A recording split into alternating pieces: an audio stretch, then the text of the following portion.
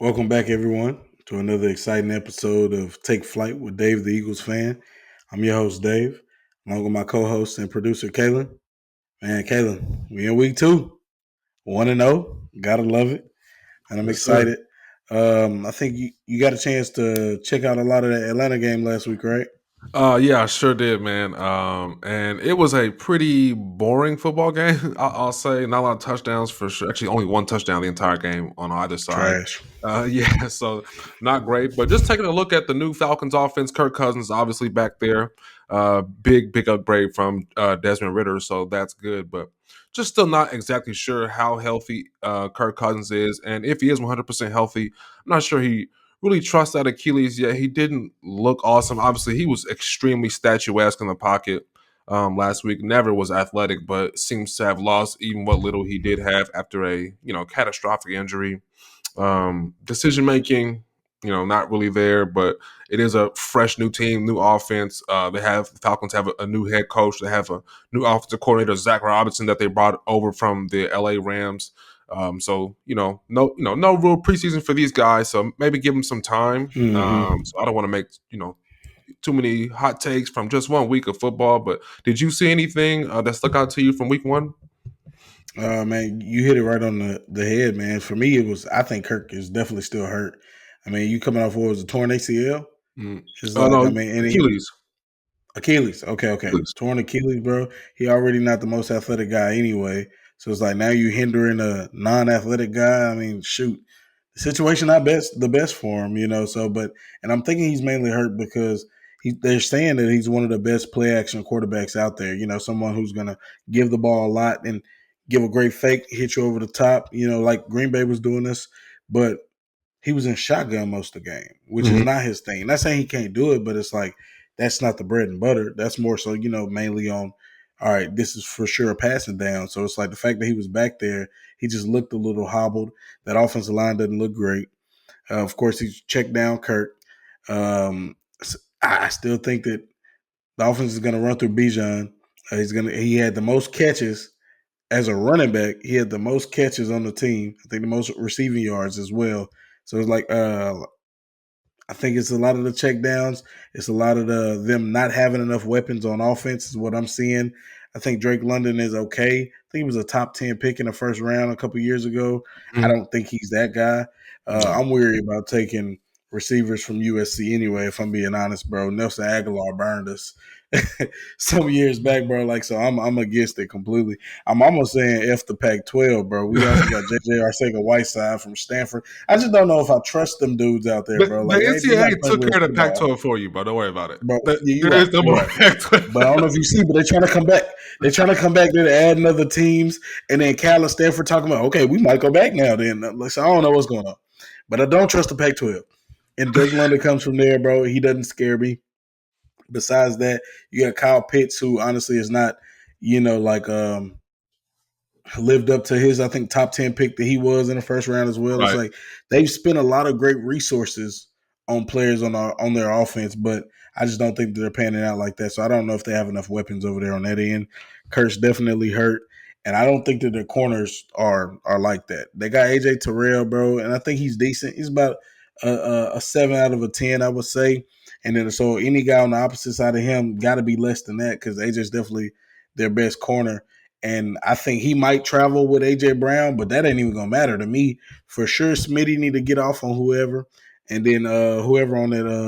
I mean, when is on AJ, it don't even matter. Like I'm always open. So it's just like I just don't think that this team is as good as I thought they were gonna be. But also, I think it doesn't help that I don't think Kirk Cousins is healthy. I think we were talking off pod talking about man, we might have made a mistake crowning this Falcons team as Yeah. the NFC South champions already. It's like obviously the Saints are playing the Panthers, but that whooped their ass. And then the Buccaneers, granted they play in Washington, but the Buccaneers look like they're gonna put up points. So I don't know. We might have made a mistake on that. So we're gonna see. Oh, real quick. I know we're in the middle, but please, we appreciate all the likes, the comments, and please subscribe for us, man. We really appreciate it. It's been great to watch the views increase, man. So thank you guys so much for everything that you do.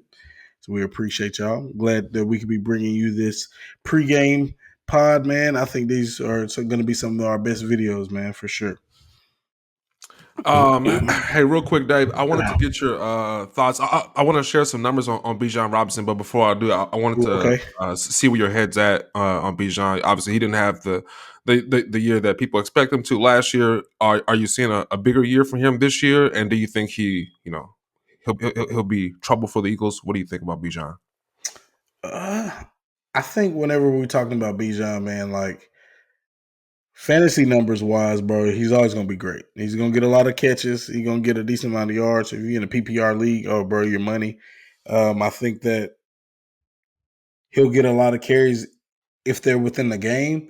I mean, if they're falling behind and their offense looks stagnant like it did last week, and they're playing better teams than the Steelers, then I just don't know if he gets that many carries, like if he gets that many opportunities to showcase what he can do running the ball. I do think that he's really good, bro. But I do honestly think that your situation of where you're in as a running back matters so much. I Yeah. mean, I'm not saying he's Saquon or Christian McCaffrey, but we've seen what I mean, we're talking about 1 week with the Eagles, but we've seen what happens whenever you're like a dynamic back and you're going from a stagnant offense or okay offensive line to bad offensive line to also average to bad quarterback play and not having enough weapons at receiver. We see what that looks like whenever you're in that offense in comparison to you move over to a team that has a better offensive line, better quarterback, better receivers, and things like that, man. It just takes a lot of the focus off of you.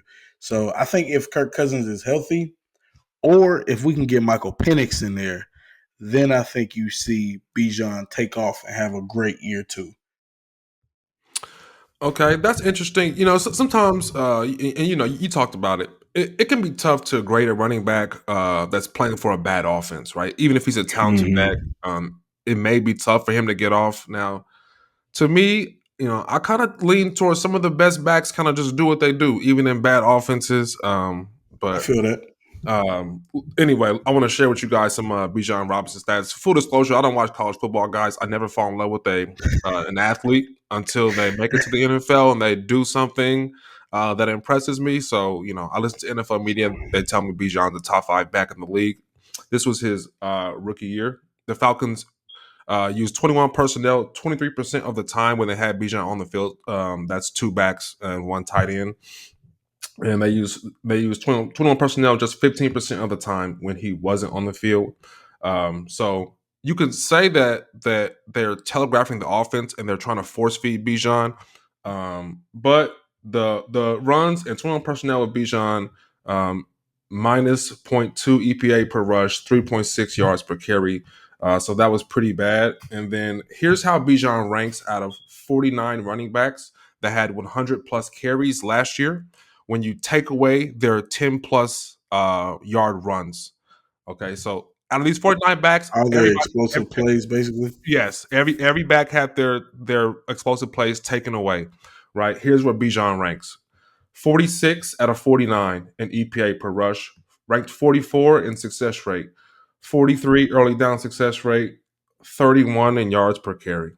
Right, so he's really trending towards, like, he was one of the least effective backs in the league. Now they had Desmond Ritter, the Arthur Smith, the offense, yada yada. So year two, I'm really going to be looking at him, hoping that he pops. But if he doesn't, I just can't buy the hype anymore. Um, but that's kind of Yeah. what we've seen so far from like the Falcons offense and defense. Let's kind of jump in until this into this week two matchup with the Eagles. We're going to start off by looking at the key matchups. Just a reminder, the key matchups are going to be, any star player on offense going up against a star player on defense, or any really good unit like an O line versus D line, things like that.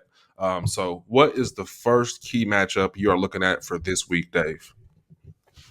Man, so for me, and I think it's going to be like this a lot of weeks. But first, I think it starts in the trenches Mm-hmm. with Grady Jarrett of the Falcons playing DT versus like Cam Jurgens and Mekhi Becton. Just because once again they're kind of the newcomers in their positions or whatnot, and Grady Jarrett had a sack and a half versus the Steelers.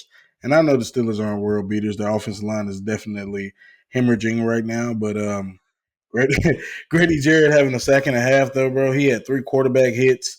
Mm. Dude was making his way into the backfield on a regular. So I definitely want to see how Cam and Makai kind of fare against them. After watching some all 22 tape and hearing some other people like Greg Cosell talk about, kind of what he was seeing during the game and things like that, I think they both played a lot better than I thought. I think I saw Baldy dropping some videos as well, kind of talking Yeah. about how well they played. Mm-hmm. Man, their combo blocks, bro, where it's like 2 of them double teaming on one of the defensive tackles to like try to work up to the linebacker. Hey, they top tier on that, man. Mm-hmm. It's like that. They was a lot better than I thought they were. I was mainly focused on Cam's bad snaps and things like that because I mean those were kind of glaring, and one turned into a turnover, and the other one Mm-hmm. could have also been a turnover, like with us, trying to put the team away. So I think those moments were kind of crucial, but I do want to kind of give him his flowers and let everybody know that he played a lot better than I thought he did or whatnot. So I think that matchup right there is going to be crucial.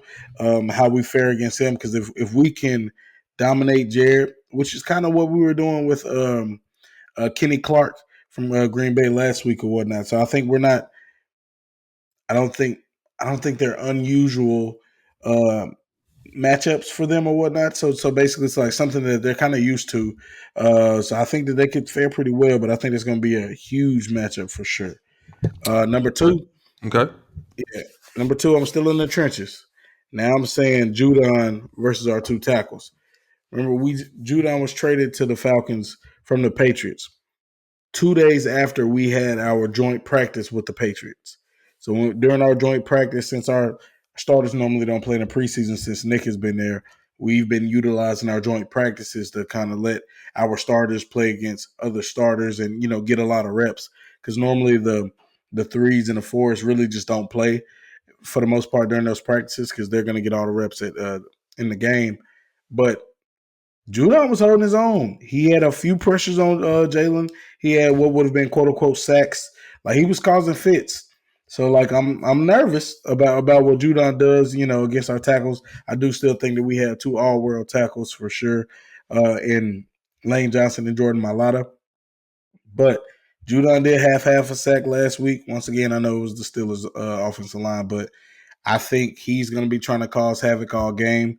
Um, so yeah, I'm saying really, I guess the defensive line versus the offensive line could have been just one, but I'm specifically worried about Grady Jarrett versus Kim and Makai and Judon versus our 2 tackles because I got a feeling he's going to be bouncing back and forth trying to find his best matchup. And then so the third one I got, so it's Jesse Bates and Simmons, the 2 safeties for them versus Jalen Hurts. Jalen threw 2 terrible interceptions last week. Could have thrown 2 more. And then like one of the first interception he had was with the 2 safeties kind of converging in, and then he makes, in my opinion, kind of a dumb pass that he shouldn't have made. And then one of the safeties got him. He gets the interception. And then so Jesse Bates, I think, is one of the best safeties in the league. I think he's second in interceptions behind Deron Bland over the last couple of years. So it's like, dude is known for making quarterbacks make, bad decisions or, tricking them into thinking the coverage is whatever it is. So I think that matchup is going to be key because to me, I think this game is won in the air. And then so for that to happen, because like I said, their corners over there are kind of whack, but their safeties are great. And I think they kind of keep everything in play. So however they fare versus Jalen, I think it's going to be the third matchup that's going to be very important. Okay. Yeah, that's really interesting. And I was listening, or maybe I was reading, I can't remember, but somebody talking about AJ Terrell being their big corner, but he doesn't get any interceptions. JC Bates is like a guy that gets like all the interceptions on this team. I don't know. Maybe no one's trying AJ Terrell, but that's interesting. And maybe a random note when you were talking about the double team blocks. Um, Mhm. that one of my favorite highlights in all of football is watching offensive linemen climb to the second level and just decimate linebackers and defensive Yeah, backs. That's just hilarious. They just blow those guys up. bro. So What? It's really crazy just watching the transition, bro. It's really beautiful too. This is random because I'm gonna get back to that Bijan real quick. But you had mentioned like taking out those home run threats and things like that, those home run runs. Mm-hmm. I think the offensive line just not being that good kind of leads to okay. Like we seen a few plays last week where Saquon was like in the backfield for like 2 yards, and then just to kind of like just get a 1 yard gain or anything like that because there was nothing he could do. The lineman is already in his face, but who's to say that's not what was happening to Bijan? Over the past year or two. So that's just kind of where my thoughts go on Yeah, that one. it might be happening again this year. I Mm, don't know the end opposite TJ Watt, but I mean obviously TJ Watt was getting off last week against the Falcons, yeah, but it's T.J. Watt. the other guy was also getting off too. I can't remember his name, but it was really Mm, just like that whole Steelers D line was kind of having their way. So we'll see what this Falcons O okay. line is going to do. Obviously, we know the Falcons invested a lot in receivers and they have some more weapons, but we'll see if the O line can Mm. protect. Let's keep it pushing, Dave. We're going to be talking about the um, excuse me, the what is it? I'm so sorry. The Keys to victory. keys to victory. Sorry, lost my notes. Sure. You good? Keys to victory. And this is going to be what the Eagles have to do in order to win this game. So, what are you thinking about, Dave? Man, so that Bijan was a pretty good segue because number one, I got to stop the run. Okay, Ideally, they want to give him the ball as many times as they can. I I think think a lot so. of times they fall behind, so they can't just run the ball with him as much as they want to. But they want to give this dude the rock. I mean, over the last 2-3 years, the Falcons has been like one of the top teams when it comes to running the ball. Like giving the running back the carries or whatnot. I think up there were like the Lions and San Francisco and teams like that. They really like to run the ball and then just kind of play off of that. So if we can stop the run, I think Bijan is the head of the snake. So if we can stop that, then that kind of causes Kirk Cousins to be in predictable passing situations, and then that's exactly when we get to tee off on him. It's already Monday Night Football, so that's not where he shines anyway. So if we can Right. stop that run, I think that's going to prevent the play action passes and the deep crosses that we were getting hit with last week. I know this is one of the same keys that we had last week, but it's just important. I mean, the more you can stop the run, the more you can kind of put yourself in an advantageous situation, especially as a pass rusher. So that's number one for me. Hey, Number two, real quick. go ahead, go ahead. Can I jump in right there? Just Yes, a sir. couple more numbers about the Falcons' rushing attack. At least last year, and then again, we know maybe the numbers are a little skewed because of their situation. But still, these are the numbers from last year. They were dead last in rushing elusiveness last year. Mm, They had, I believe it was 132 carries, right up the middle behind the center. That was sheesh. negative EPA, 27% success rate. Um, That's and gross. running behind the left tackle, 39% success rate, zero point zero 0.01 EPA. They just super inefficient running the football. And like you said, I agree. I think they want to run the football, especially now that they have a defensive minded head coach. They want to run the ball right and play a time control type of game. Hmm. But they just haven't proven that they can do that, right? So I think that could potentially play into the Eagles' hands. So we're going to see, I but agree. keep going, keep going. Man, so our second key to victory, like we were talking about with Jesse Bates and Simmons, is Jalen being able to look off the safeties. Mm, And for the offensive line to also keep a clean pocket, to me those kind of go hand in hand.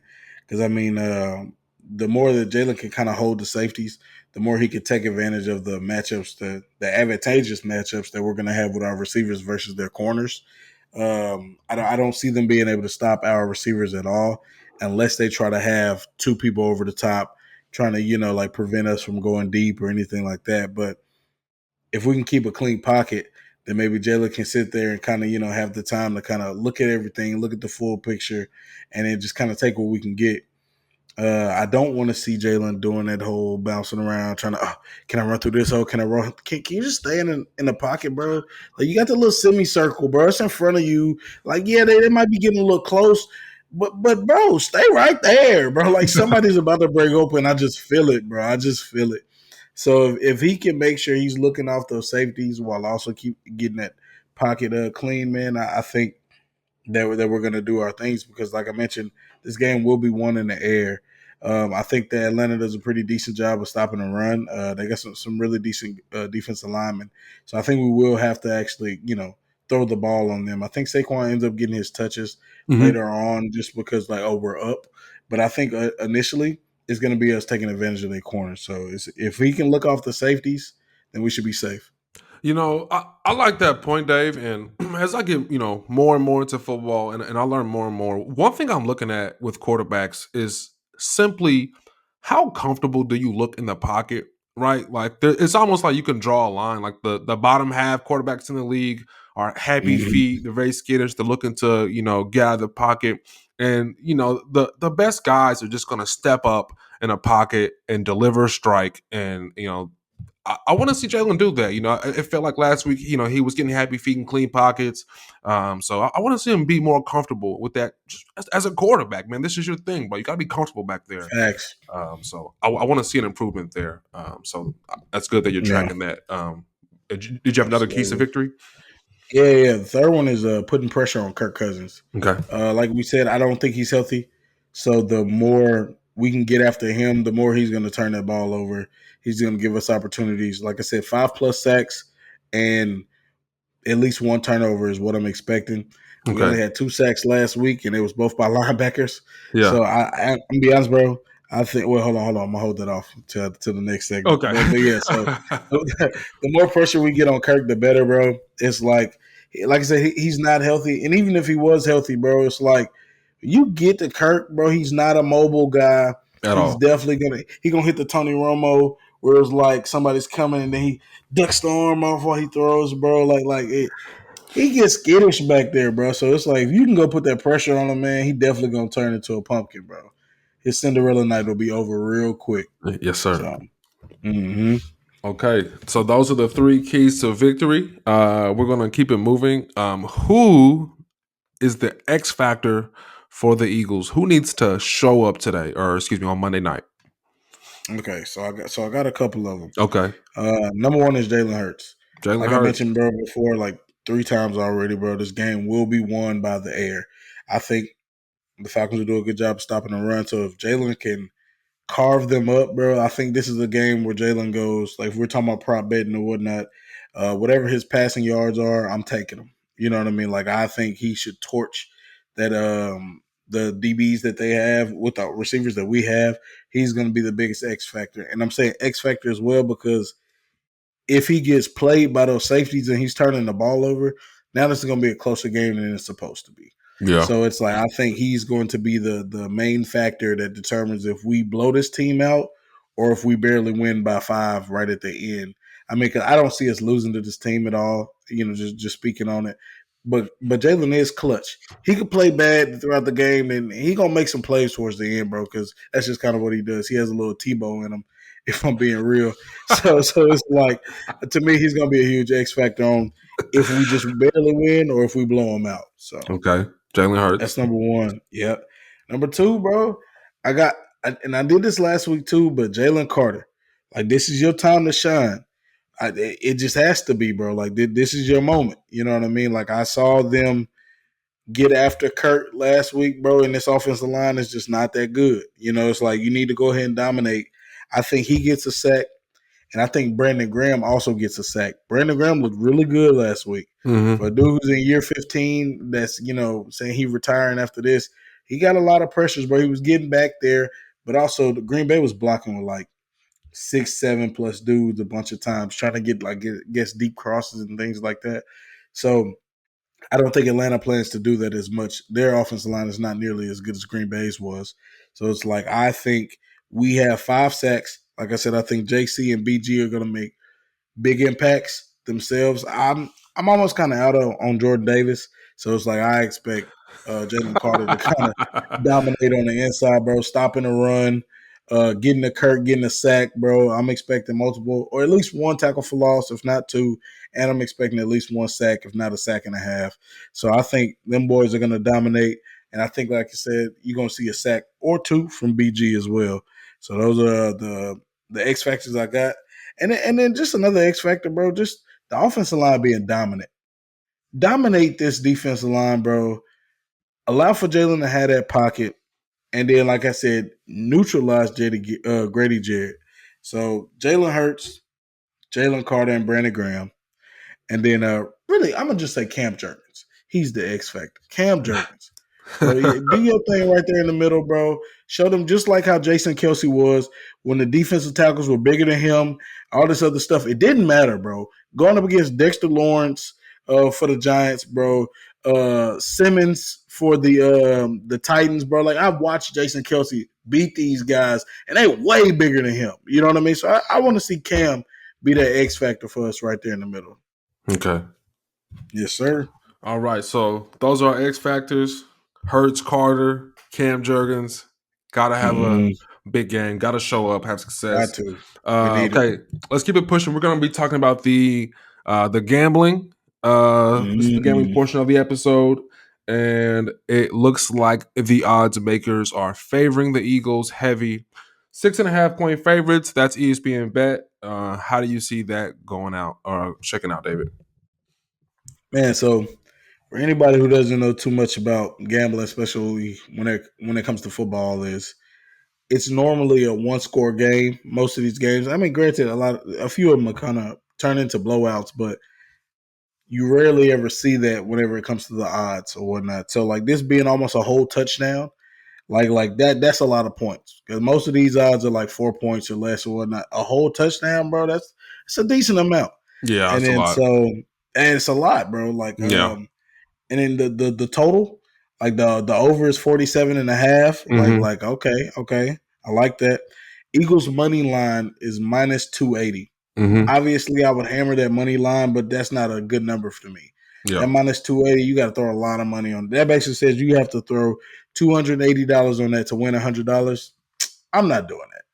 That's not enough for me. It's not enough. It's too much of a risk to only get $100 back. So I would definitely take us covering that spread. Minus 6.5. I love it. Like I mentioned, the only way that we win this game by less than that is if Jalen is turning the ball over and he's just kind of getting whooped on out there. But I don't see that. Like I see us coming in, dominating this game. I'm taking the over once again. We're going to score a lot of points this year, bro. I'll probably be taking a lot of overs. I just will. Because I don't think our defense is top 10. I don't think we're bottom 10, but I think we're somewhere in the middle. So I think we're going to give up points, but we're definitely going to score them. And we're going to score them on everybody. So I'm taking us covering that spread.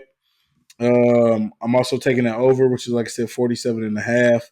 I would also take, like I mentioned earlier, Jalen's passing yards. I'm also take his touch. We're talking about prop bets right now. Mm-hmm. His touchdowns are always like 1.5. So you're gonna take the over or the under. I'm taking the over in that, and I'm also will take Devontae Smith's receiving yards. Like I think AJ will probably go off too, but his yards be a little bit, like more yards expected than Smitty. So I'm just like, I think they'll be playing with Smitty, but I'm like, bro, ended up with 84 yards last week. Man, if he averages about 80 yards a game, bro, he's gonna end up with over 1,300 receiving yards. You know what I mean? So that's a lot of yards. Yes. So and last week his number was like 60 something. So I was like, yeah. So I would take his yards again. I'm taking Jalen's passing touchdowns, and I'm taking Jalen's passing yards. I would be a little weary about the Saquon just because, like I said, I think their run defense is pretty decent, but also I think their DBs over there are porous. So it's like let's just take advantage of the absolute talents that we have over there on the outsides, and I think we will. So, I'm just. Can I jump into the final predictions? Did you have some thoughts on that? No, go ahead. Go ahead. Okay, hey man, final predictions. I'm thinking, bro, we win this game 36-17. I say we win at this point. I mean, this game big. As you can see, man, when you add those points up, we're at 53, so that's where you get that over. Mm-hmm. That game that just happened last night on Thursday, the score ended up being like 31-10. I Right. think it's going to be a game similar to that where we whooping up on them, but I don't think we hold them to 10. I think we'll have them at 10 for the longest, but I think Michael Penix actually comes into the game and he leads them to get that last touchdown to get to 17.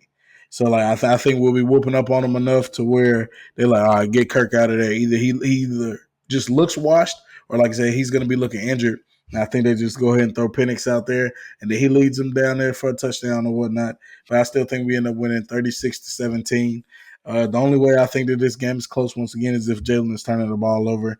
And then it might end up being something like 28 to 22, and then everything ends up going under. But I think this is our game to go ahead and show the league what it is that we had to bring this year, man. Like letting everybody know that hey, our offense will not be stopped by anybody.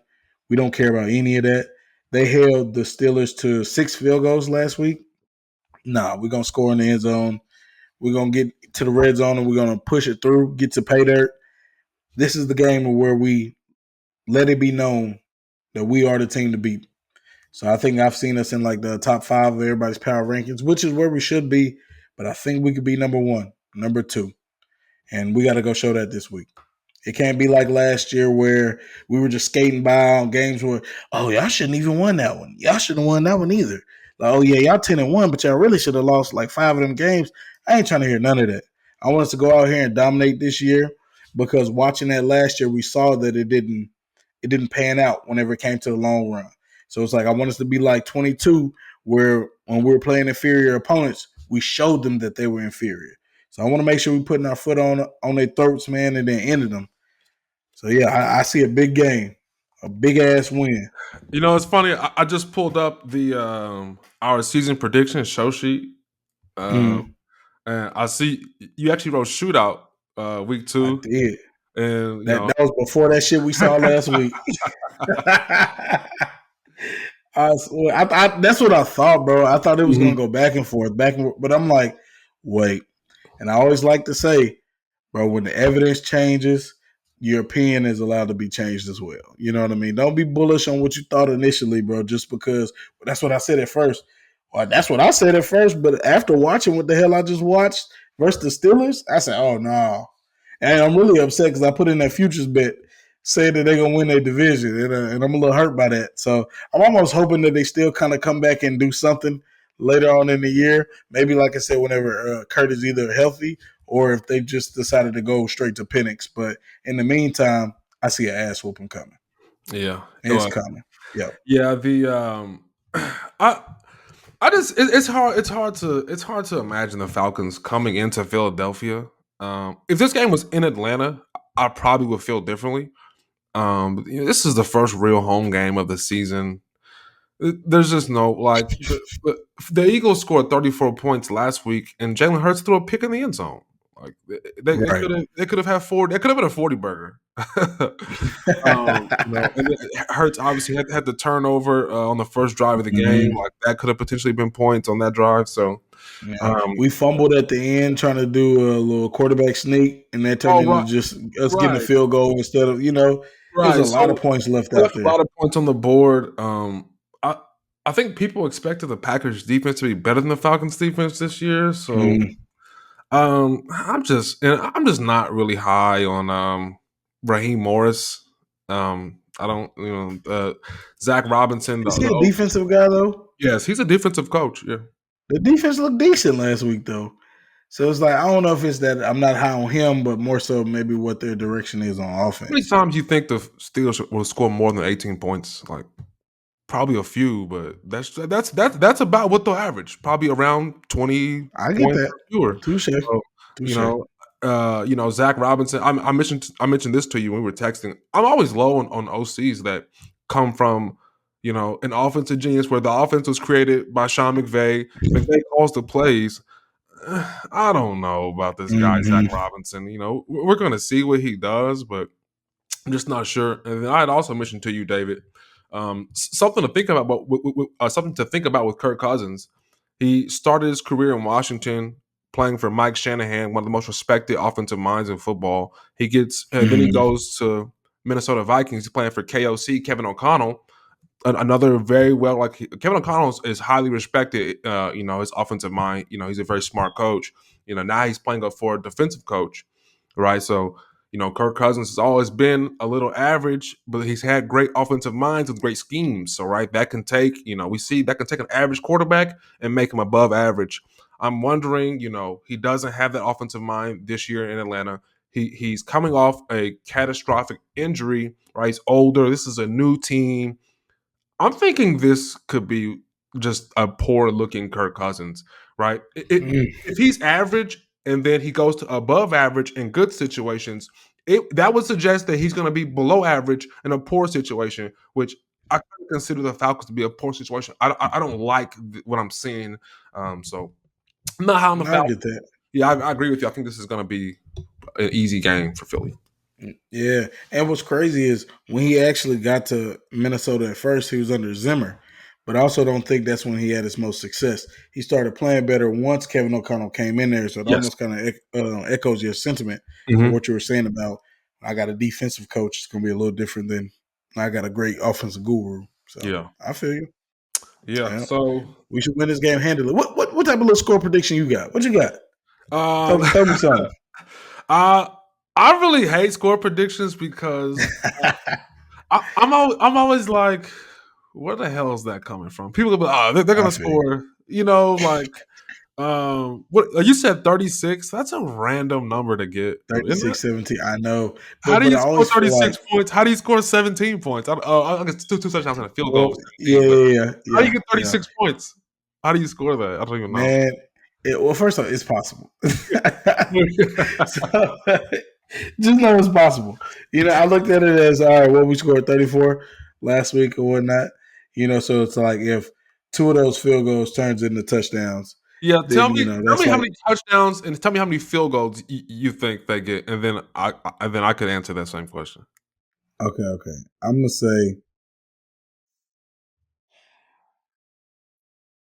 hold on real quick. I don't know how you scored 36 because you can't score You, five you touchdowns. You can't score four touchdowns unless you get a safety or Hey, somebody. we might get a damn safe. That's what I'm saying. We just might, bro, is what I'm saying. But also, though, let's say we got three field goals. That's 9 points. Okay. Plus no, four field goals. We got four field goals. That's 12 points. And then two touchdowns. But why would that be all that we get? I don't know. But that's the number I got, bro. That's why I That's just don't the like number I score feel in my predictions mind. because I it's feel you. But that's why I like to go with a random number, bro, because I feel like a lot of these games end up in like some random shit. Except for like the 27s, the 24s, the 31s. All those seem like a little bit easier to like go with, but sometimes it's just a random number, bro. And I'm going with 36-17. That's just how I'm feeling. I'm gonna So say I'll give you some stats. okay. Uh, I'm gonna say Analytics guy. Hurts goes for. Let's say he throws 3 touchdowns. Okay. Because I think if they're smacking them, they're going to start running the football. I feel you. So, so So you gotta let's score say, the touchdowns early. yeah, let's say Hurts scores 3 touchdowns, and Mm-hmm. maybe Saquon gets one because they're running the ball. So Mm-hmm. that's 28 points. I'll throw a field goal in there. 31 points for the Eagles, and Okay. I don't care what the Falcons do; they're going to lose the game. Not enough. They'll score less than that. So I've got 31 You points know for what the it's gonna be then? It's gonna Eagles. be two field goals and a damn safety. We get into that damn safety. It's gonna be 36. 36-17. That's the mark that gets Kirk the fuck up out of there. And then Penix comes in and drives them down for a touchdown and we win 36-17. That's how it goes. It'll be fun to see Penix. That will be fun. Man, for real. For real. Get that boy a shot. But I mean, of course, in that Steelers game, it was always close. So there was no reason to move to him. But I don't think this one's gonna be close. So we Yeah. should see Buddy shine. All right, Yes, guys. sir. Well, that is how Dave sees the week 2 going. A comfortable win for Philly. And another episode in the books, guys. We are going to be back after Monday night, maybe Monday night or Tuesday morning. We'll be doing our recap show of the Mm-hmm. game to talk about how it went. So be on the lookout for that. Again, guys, don't forget to like and subscribe. And we will see you guys next time. Yes, sir.